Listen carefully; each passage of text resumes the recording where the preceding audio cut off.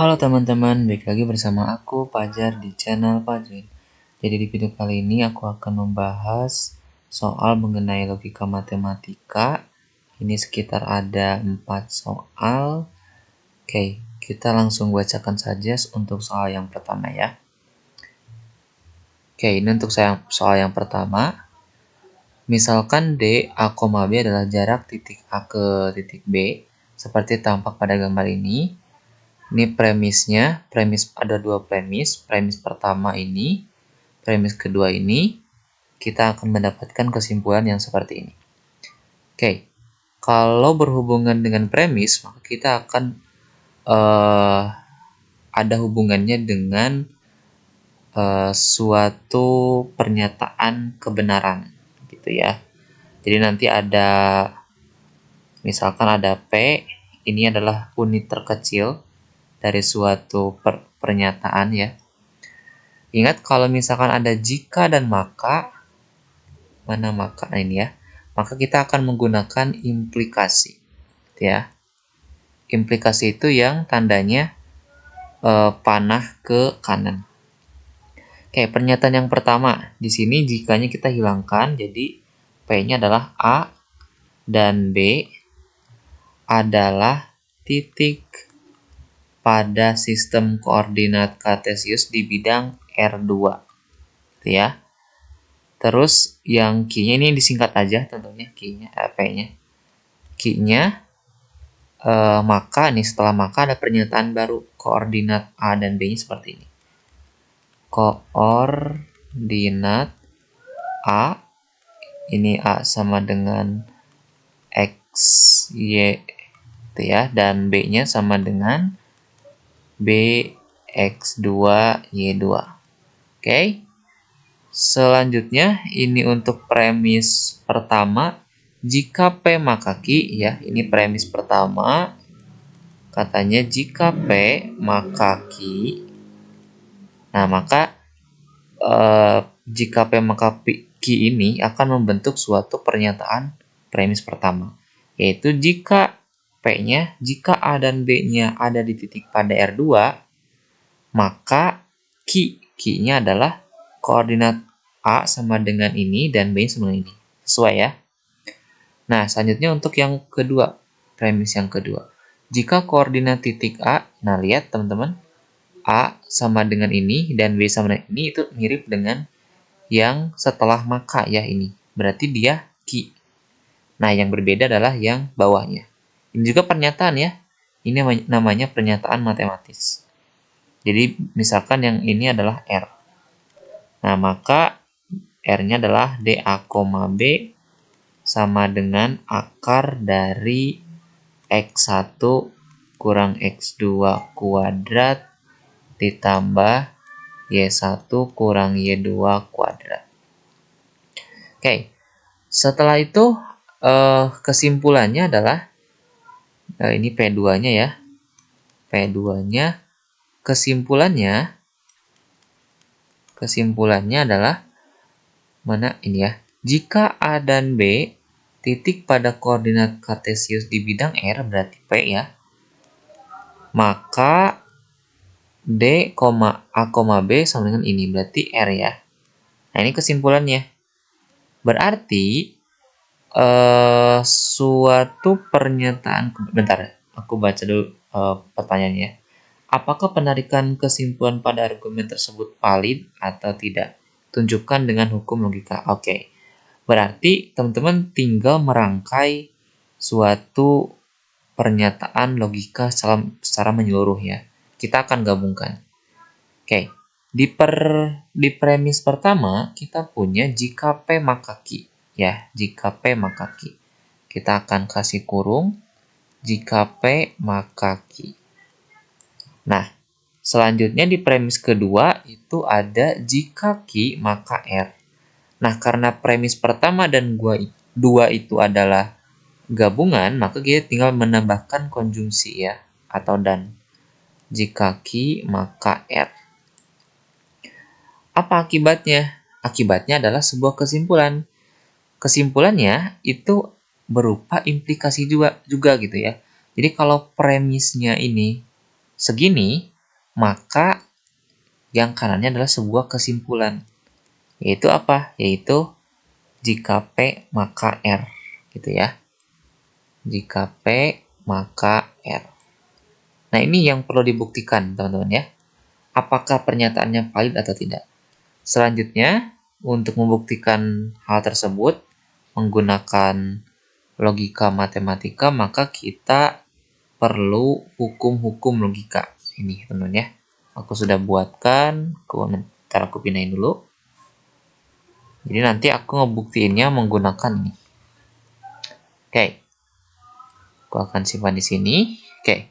Jika P maka Q, dan jika Q maka R, kesimpulannya adalah, ini ada kata implikasi ya, jika P maka R. Oke, di sini pertama kita akan melakukan dengan menggunakan hukum-hukum logika. Jadi pada intinya nanti di hasil akhirnya kalau misalkan dia valid, maka di bagian akhir itu harus true ya, atau harus benar. Kalau misalkan tidak valid harus false ya.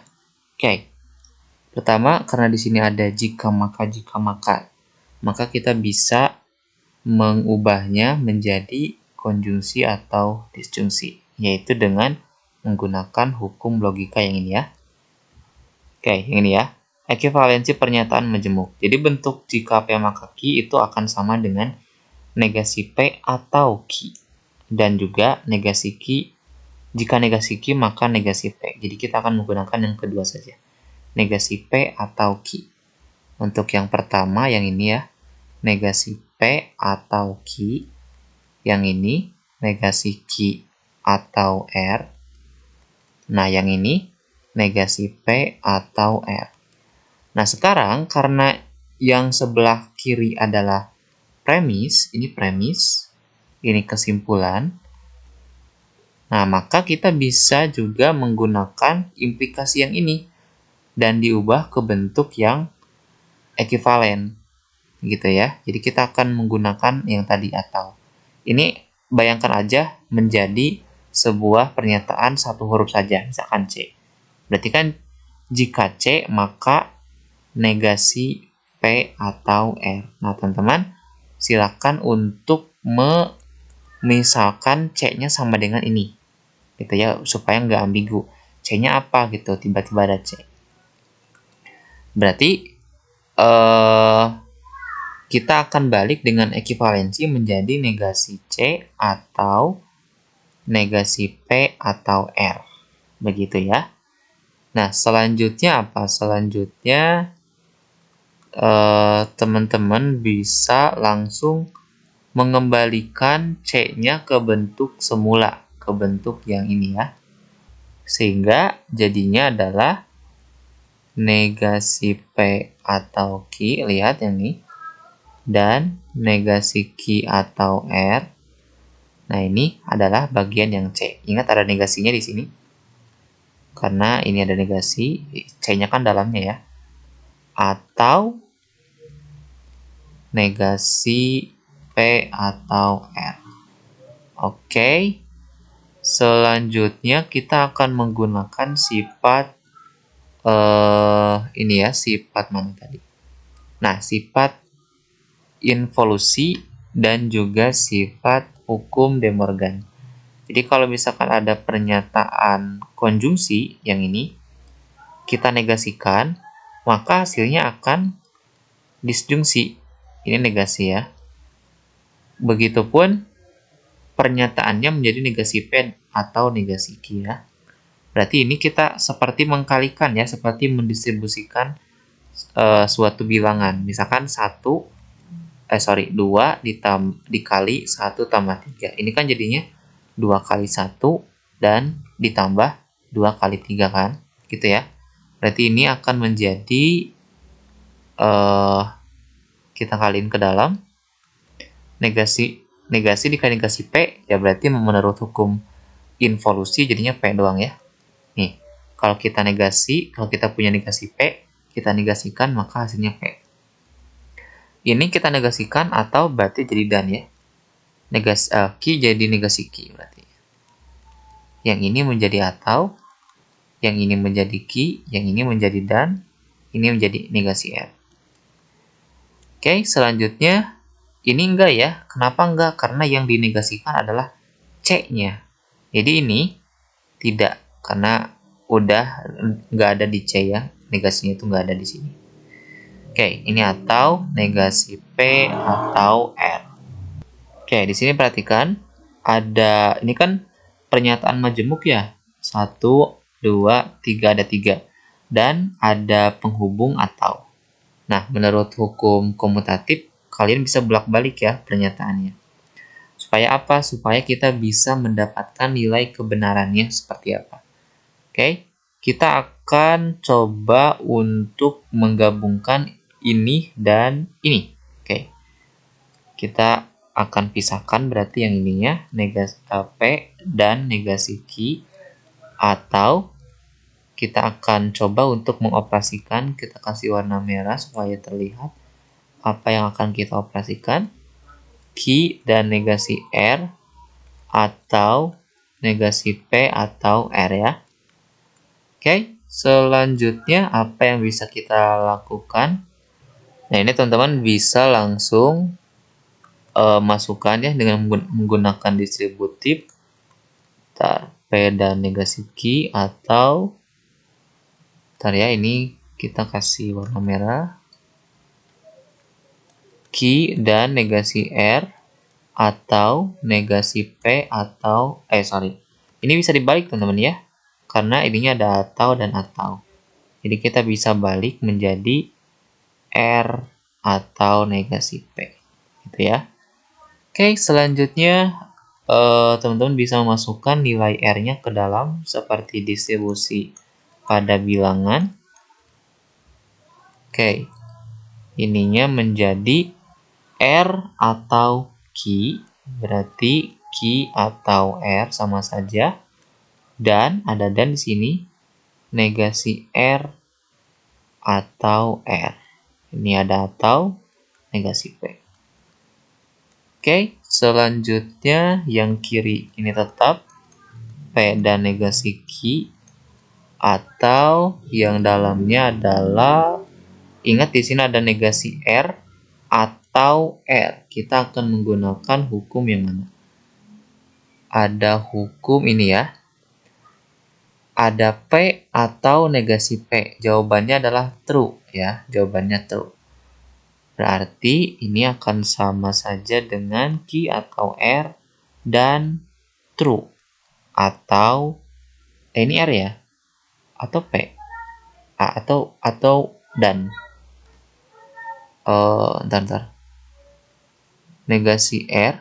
Waduh, bingung ya. Aku tadi ini tulisannya abstrak teman-teman ya. R-nya kan masuk ke dalam. R atau Q, betul. R atau, oh iya. Atau sebentar. Ini kita tetap kurungkan saja. Ini apa nih? Yang ini apa? P. Oh, ini negasi ya? Oh ya ampun, ini negasi ini. Oke, ini negasi ya. Ini jadinya true, ini negasi P. Oke, berdasarkan sifatnya ada dan ada true, berarti menggunakan sifat yang mana? Ada dan ada true, berarti tetap P ya. Berarti tetap Q atau R. Nah, berarti ini akan menjadi P dan negasi Q, atau ini akan tetap ya, akan tetap ini. Karena menurut hukum komutatif, jika ada true dan P, hasilnya P, hasilnya itu sendiri. Maka jika ada T dan Q atau R, hasilnya adalah Q atau R sendiri ya. Atau negasi P. Right? Kita udah menguraikan ada atau di sini. Kita akan menghubungkan nilai Q dengan yang ini ya. Berarti kita akan kasih ini supaya tahu apa yang akan kita operasikan. Dan negasi Q atau Q gitu ya. Yang ininya sisanya kita abaikan dulu ya. Oke, selanjutnya ini kita kalikan seperti mendistribusikan menjadi P atau Q dan negasi Q atau Q atau R atau negasi P gitu ya. Ini hampir mirip nih kayak R ya. Selanjutnya negasi Q atau Q itu jawabannya apa? Menurut hukum negasi. P atau negasi P true ya. Berarti ini true. Berarti P atau Q ini true dan true. Atau R atau negasi P. Oke, ini akan sama dengan ada dan true. Kita akan menggunakan sifat identitas ada dan true, hasilnya P ya, tetap P dan T itu hasilnya P. Berarti P atau Q dan T hasilnya tetap P atau Q ya. Berarti P atau Q atau R atau negasi P. Nah, sekarang kita punya negasi P. Oke, kita akan gabung P dan P atau negasi P-nya ya. P atau negasi P, hukum komutatif. Kita kasih atau di sini, Q atau R. Nah, ini kita punya P atau negasi P itu apa? Hukum negasi T ya, true. Jadi kita punya true atau Q atau R. Sekarang, true atau Q kita punya, ini ada P atau true, itu true ya. Berarti ini tetap true. True atau R ya tetap true. Jadi hukumnya adalah valid karena dia menghasilkan true semua. Nah, sehingga jawabannya untuk yang pertama itu konsisten atau penarikan kesimpulannya benar, valid ya. Nah, terus jika valid, buktikan pernyataan pada kesimpulan argumentasi secara langsung. Oke, kita akan buktikan secara langsung untuk pernyataannya ya. Oke, ntar aku hapus dulu ya. Oke, kita akan menjawab pertanyaan yang selanjutnya. Di sini katanya kita akan membuktikan apakah benar kita punya premis yang seperti ini akan menghasilkan kesimpulan seperti ini. Oke, kita akan buktikan dengan menggunakan pembuktian langsung. Oke, ini yang kita ketahui seperti ini. A dan B ada di titik bidang R2 ya. Nah, berarti kita akan gambarkan dulu bidang kartesiannya. Ini X, ini Y. Ada titik A dan B. Misalkan titik A-nya di sini. Ini adalah titik A. Ini sembarang ya, bukan di titik tertentu.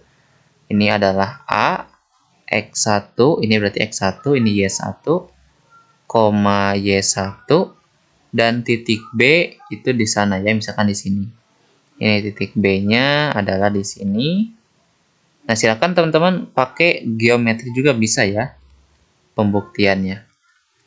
Ini adalah titik B, X2, Y2.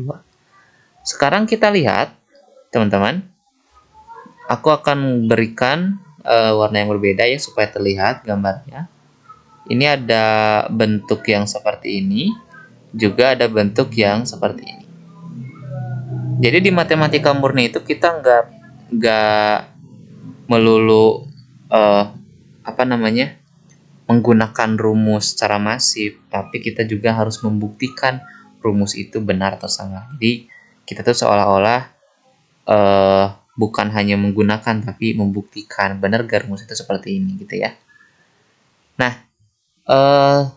kita akan menggunakan hukum Pythagoras. Ini kan tegak lurus ya. Jadi untuk menentukan jarak A ke B, kita akan menggunakan Pythagoras. Nah, jarak antara X-nya ini set ke sini itu adalah Misalkan apa ya? Misalkan ini kita misalkan sebagai A. Ini kita misalkan sebagai B. Ini kita misalkan sebagai akar dari A kuadrat plus B kuadrat. Atau gini. Kita akan kasih argumentasi. Berdasarkan gambar di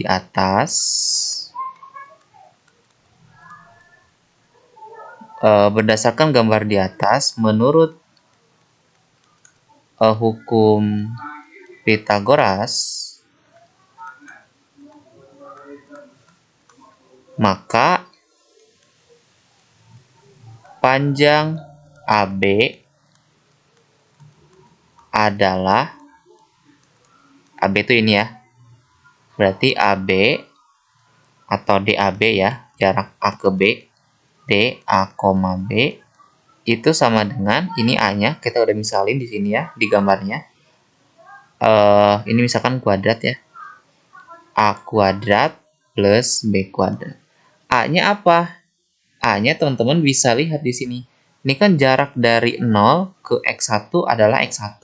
Sedangkan jarak dari 0 ke X2 adalah X2. Berarti jarak antara merah ini ke merah ini adalah X2 min X1 ya. X2 min X1. Begitupun jarak antara ini ke atas. Ini adalah Y2 min Y1. Berarti B-nya sama dengan Y2 min Y1. X-nya adalah, A-nya adalah X2 min X1. Kita dapat nih X2 min X1 kuadrat plus Y2 min Y1 kuadrat. Jadi D kuadrat A, B, karena ingat ada kuadrat ini berarti X1 kurang X2 sama aja dengan X2 kurang X1. Karena ada kuadrat ya. X1 kurang X2 kuadrat ditambah Y1 kurang Y2 kuadrat. Jadi, jarak antara A, B adalah akar dari ini akar 2-nya, pangkat 2-nya pindah ya ke kanan jadi akar. X1 min X2 kuadrat plus Y1 min Y2 kuadrat. Gitu ya. Oke. Ini adalah pembuktiannya ya. Jadi, buktinya selesai. Kenapa nggak minus? Di sini ada plus minus ya harusnya. Karena jarak itu selalu menghasilkan nilai yang positif, atau jarak itu kan tidak memiliki bukan vektor ya. Jarak itu adalah satuan atau skalar ya. Jadi ini adalah rumus jaraknya. Kita dapat yang sama dengan kesimpulannya. Benar berarti ya? Oke, sekarang kita masuk ke soal nomor 2. Oke, selanjutnya ini untuk nomor 2. Kebacakan dulu ya. Misalkan diketahui fungsi real fx sama dengan ini untuk x yang tidak sama dengan min 1. Ada sebuah pernyataan jika x1 tidak sama dengan x2, maka fx1 tidak sama dengan fx2. Buktikan pernyataan tersebut dengan pembuktian kontraposisi. Oke, ini pertanyaan pertamanya atau I1-nya ya. Kita akan menggunakan kontraposisi terlebih dahulu. Nah, ingat dalam kontraposisi bahwa jika kita punya suatu pernyataan jika P maka Q itu sama artinya atau ekuivalen dengan jika negasi Q maka negasi P. Nah, maka pernyataan jika X1 tidak sama dengan X2 maka Fx1 tidak sama dengan Fx2, kita bisa balik dan pernyataannya maknanya sama. Jadi negasi Q maka negasi P artinya adalah jika Fx1 sama dengan Fx2 maka X1-nya sama dengan X2. Nah, berarti kita bisa menggunakan informasi premis. Ya, kita akan menggunakan informasi premis. Nah, karena ini yang diketahui, maka kita bisa membuat sebuah pernyataan yang seperti ini. Jadi, teman-teman silakan menggunakan kalimat ini. ambil X1, X2 anggota dari bilangan real. Sehingga ini ya, fx1 sama dengan fx2 gitu. Fx-nya adalah ini, x min 1, karena di sini ada indeks 1, berarti x1 min 1 per x1 plus 1 sama dengan x2 ya, x2 min 1 per x2 plus 1. Nah, selanjutnya karena x-nya tidak sama dengan min 1, berarti teman-teman bisa menggunakan perkalian silang ya. Berarti x1 min 1 kali x2 plus 1 sama dengan x1 plus 1 kali x2 min 1 ya. Ini jadinya x1 x2 plus x1 kaliin aja kayak biasa, min x2 min 1 sama dengan x1 x2 min x1 tambah x2 min 1 ya. Oke. Ini min satunya coret bisa hilang ya. Terus X2-nya, ini X1, X2-nya hilang karena sama ya tandanya. Sisa X1 kita pindahin yang X1-nya di kiri dan X2-nya di kanan ya. Berarti di sini X1 yang kirinya menjadi plus ya.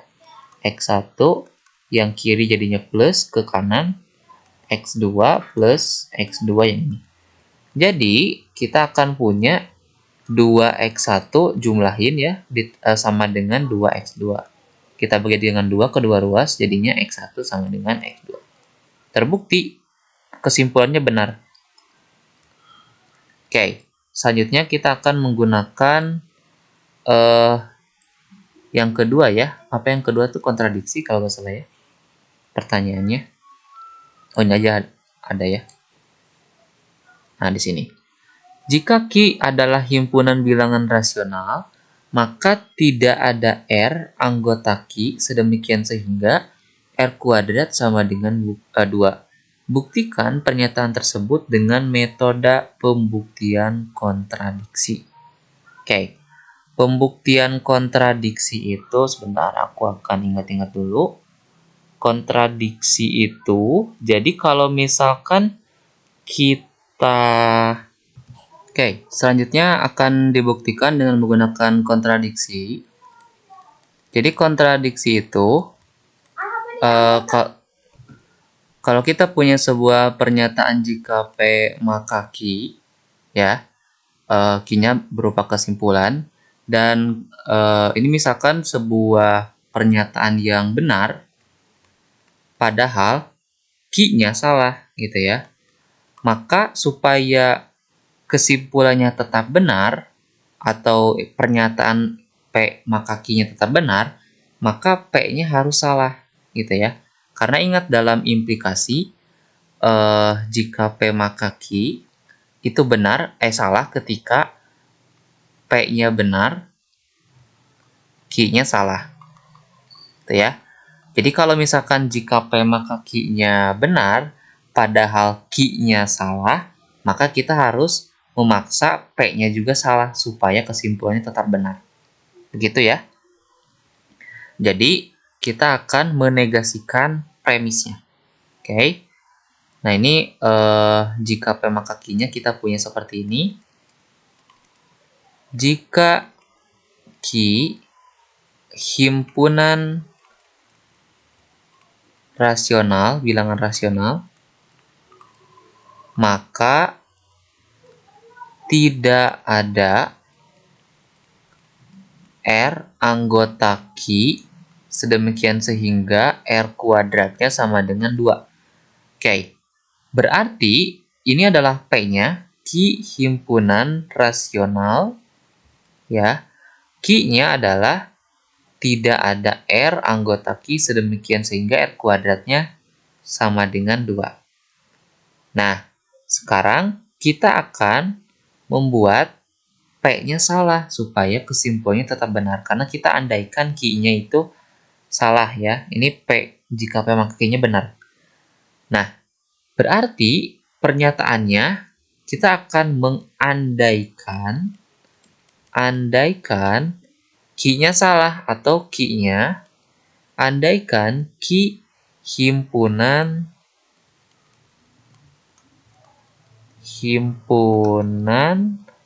tidak rasional. Karena negasi dari himpunan rasional adalah tidak rasional. Himpunan key tidak rasional.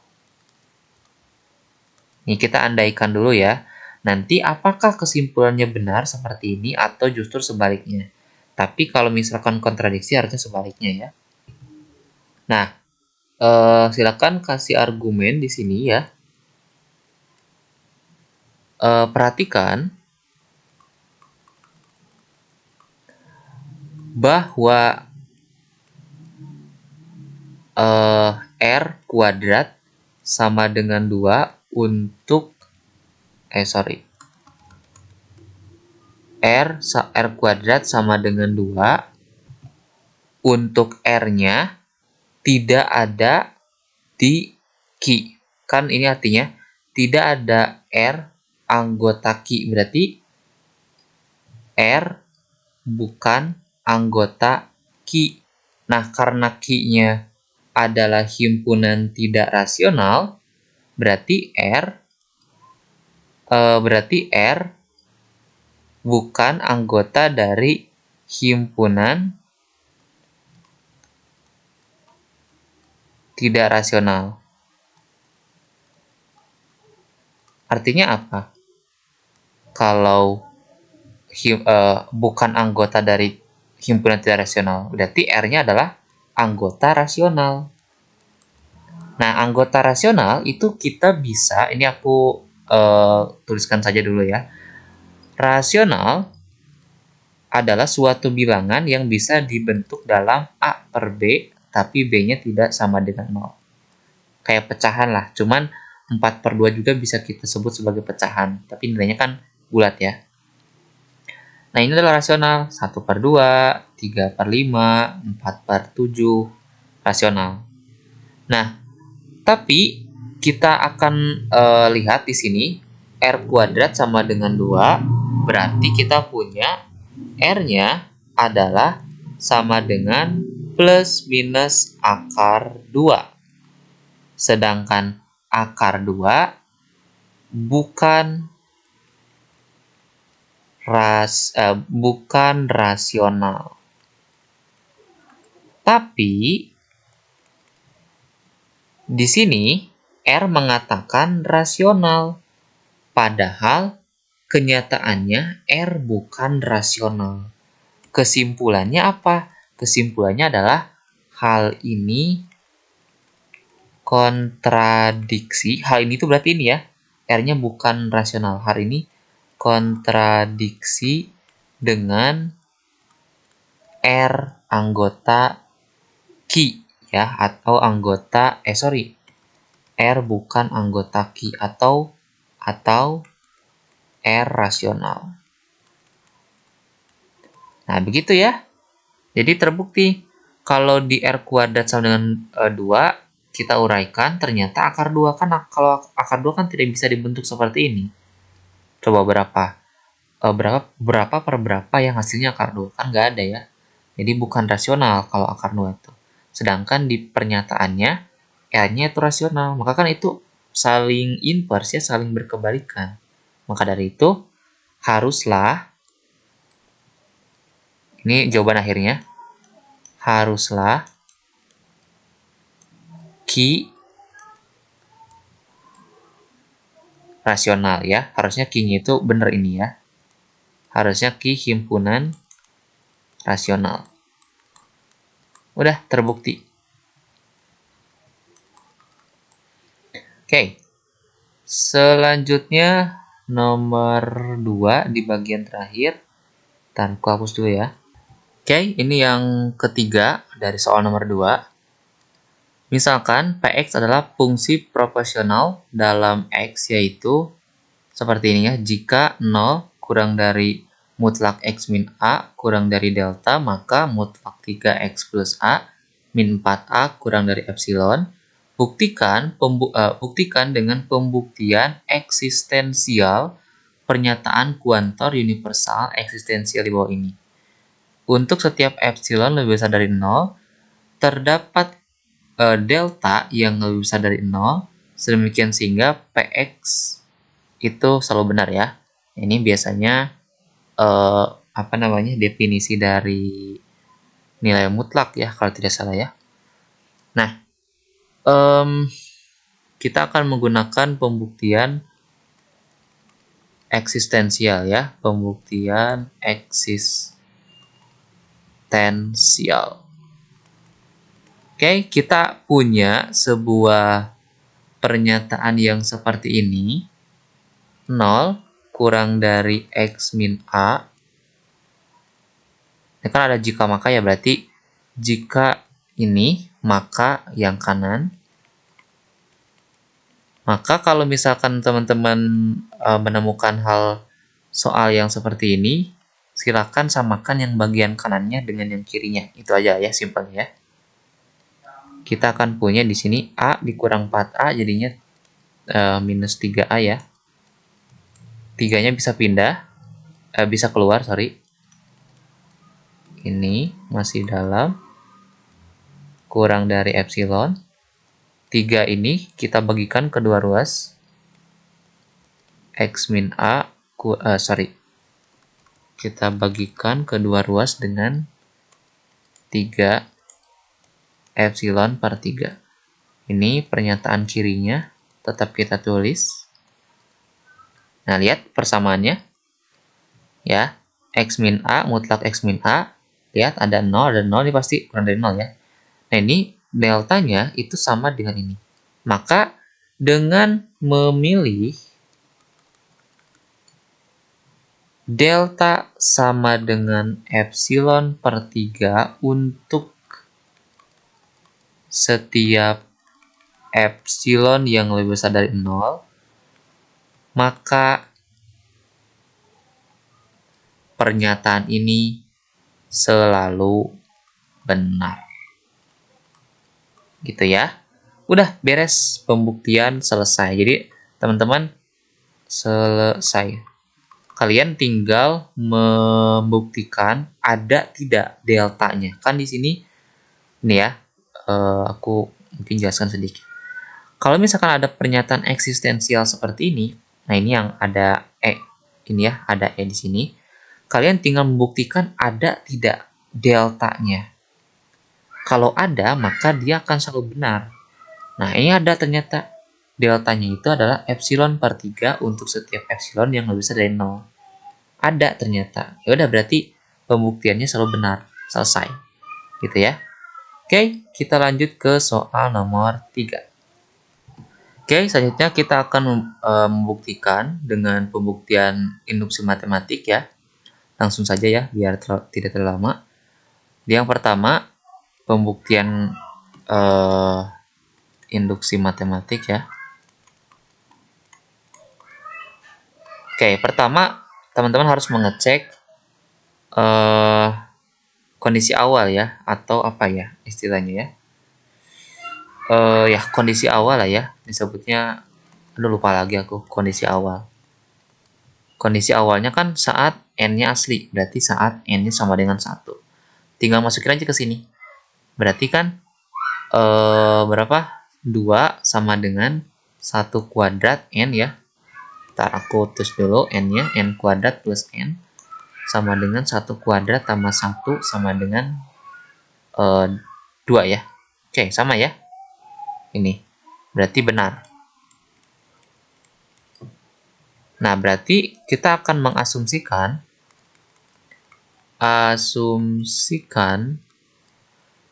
2 plus 4 plus 6 sampai plus 2n sama dengan n kuadrat plus n benar, maka untuk kita gantikan n-nya menjadi k, n untuk n sama dengan k, 2 plus 4 plus 6 plus 2k sama dengan K kuadrat plus K.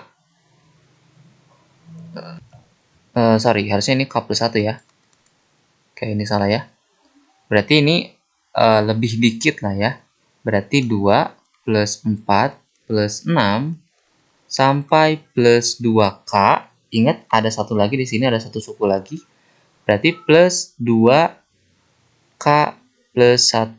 Ya, ini K plus 1 nurun 1. Berarti di sini K min 1 dan seterusnya. Nah, berarti di sini harus bentar. Harus sama dengan ini ya. Kan kita tahu ya bentuknya adalah, oh berarti gini teman-teman ya, aku tadi lupa. Mungkin ini adalah K-nya ya. Asumsikan 2 sampai 2K itu sama dengan K kuadrat plus K. Benar, maka untuk K plus 1, ini jangan pakai sama dengan, untuk K plus 1 suku, ya, kita akan punya seperti ini.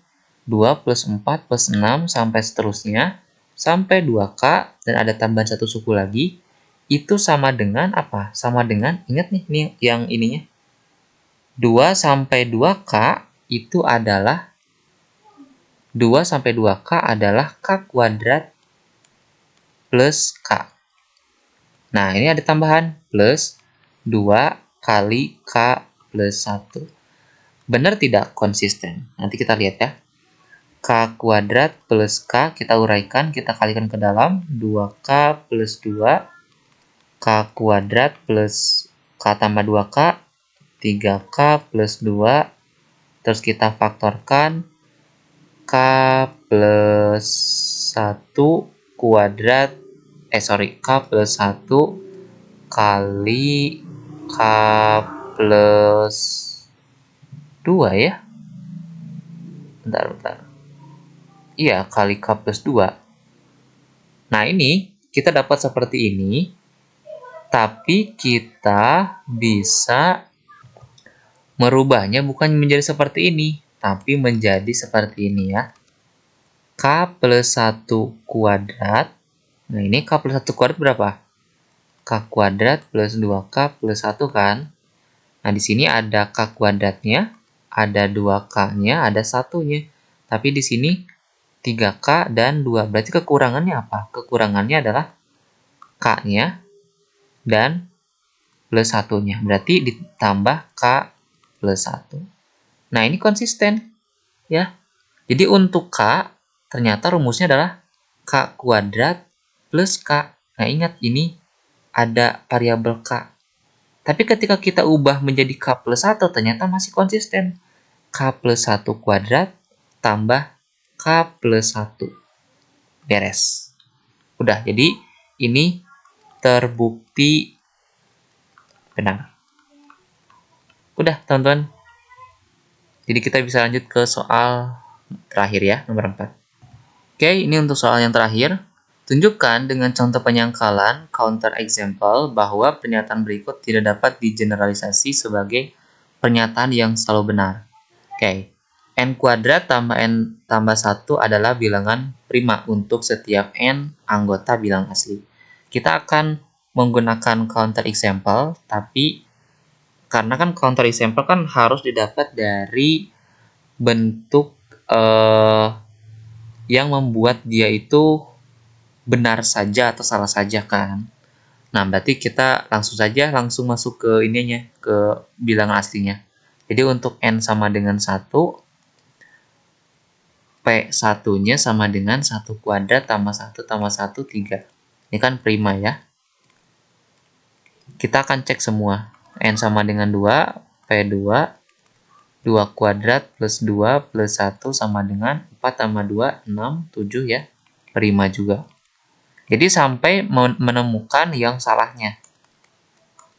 P3 sama dengan 3 kuadrat plus 3 plus 1 sama dengan 9, 12, 13. Prima juga ya. Terus N sama dengan 4, P4, 4 kuadrat plus 4 plus 1. Ini kalau nggak salah teorema Mersenne ya. atau Euler, gak tahu lupa lagi. 16 tambah 4, 20, 21. Nah, ini bukan prima ya. Karena 21 kan bisa diuraikan menjadi 2 faktor, 3 kali 7. Nah, jadi dengan memilih N sama dengan 4, maka P4 salah gitu ya. Bukan prima. Begitu teman-teman ya. Jadi jawabannya simpel untuk yang nomor 4. Oke, mungkin itu untuk video kali ini. Apabila ada pertanyaan, komentar, dan lain, silakan kalian cantumkan di kolom komentar. Jangan lupa untuk share, subscribe, dan like. Sampai jumpa di video selanjutnya.